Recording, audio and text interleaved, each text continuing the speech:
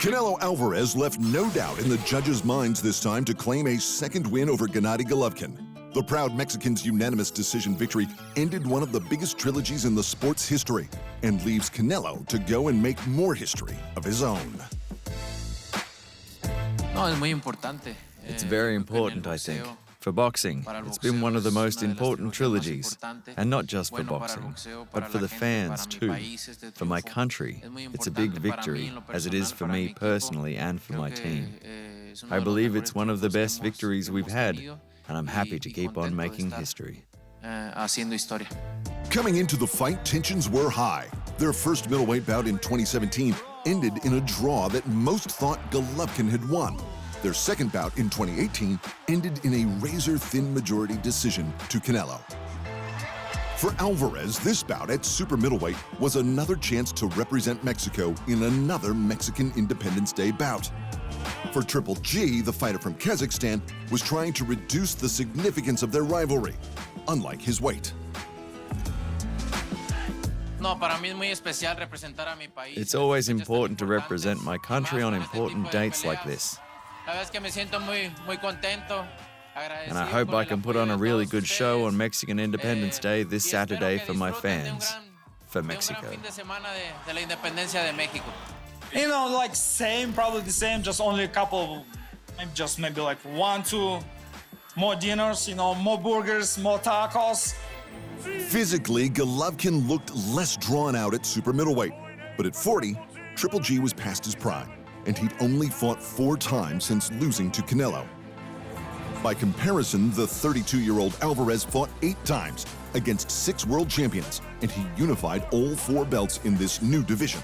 The pressure was on Canelo. I feel like I work better under pressure, and the pressure I have put on myself is to finish this inside the distance before the 12 rounds. I know it's going to be very difficult, but nothing in life is easy.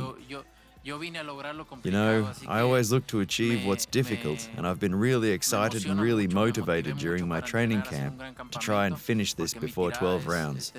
I've got a really tough rival in front of me, a strong, intelligent opponent, but that will be my aim on Saturday night.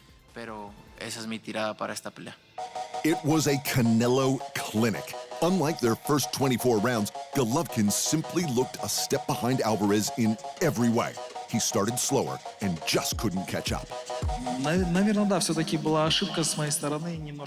It was probably a tactical mistake on my part to start slow.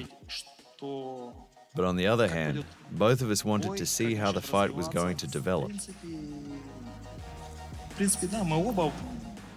So I believe we both started rather slowly, did some reconnaissance, and that reconnaissance phase probably went too long for me.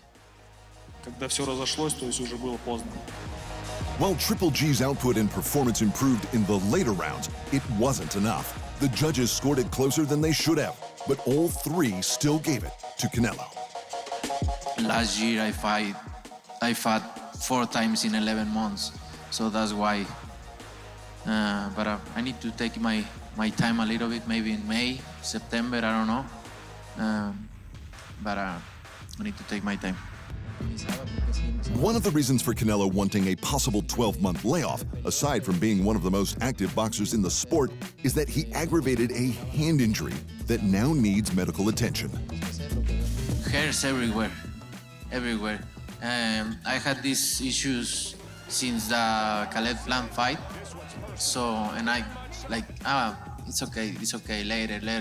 And then I have started really bad. And I need surgery. For Golovkin, many supposed that the middleweight champion might choose retirement after his second loss to Canelo, especially at the age of 40. Not Golovkin, though. Indeed, I still have this fire burning inside of me. I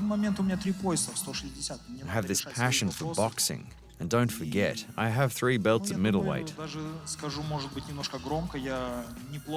I feel great. I did not get hit by any serious shots.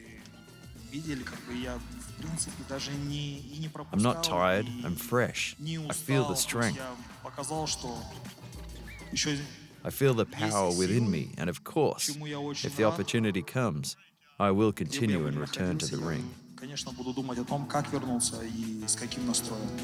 the co-main event, Jesse Rodriguez won his third straight fight this year, this time with a unanimous decision victory over a game Israel Gonzalez to retain the WBC junior bantamweight title.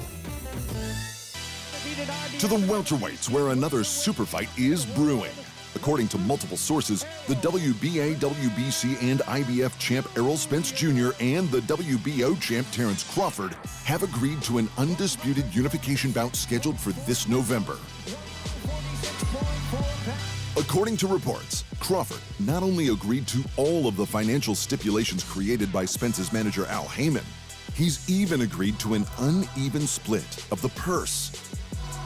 There will be a guaranteed rematch clause as part of the agreement, and the winner of the first bout will be granted the greater purse split in the second outing. Spence versus Crawford for all the belts at welterweight should go down in Las Vegas this November 19, so long as the boxing gods allow it. And to the war in Ukraine. Boxing Hall of Famer Wladimir Klitschko, whose brother Vitaly is mayor of the Ukrainian capital Kyiv, was invited to Germany to accept an award on behalf of the Ukrainian people. It's probably not the right time to give an acceptance speech, but I am here with a very clear mission. Not only to give an acceptance speech, but also to make you aware that this war is still going on. With the M100 Media Award, the organizers acknowledged that the Ukrainian people have been defending themselves for months against Russia's invasion, defending their freedom and sovereignty on European soil. Klitschko reminded the audience that the war has not ended and that military help is needed to defeat the Russian aggressor. He called on the German Chancellor Olaf Scholz, who was present, to not only express support, but also to act accordingly.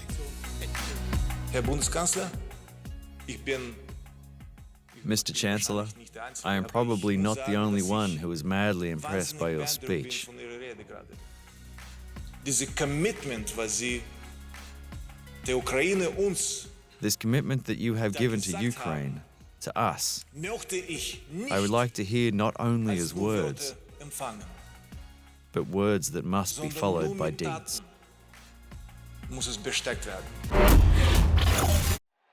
Thanks for watching, and remember, if you want more fight sports in your life, just hit the subscribe button.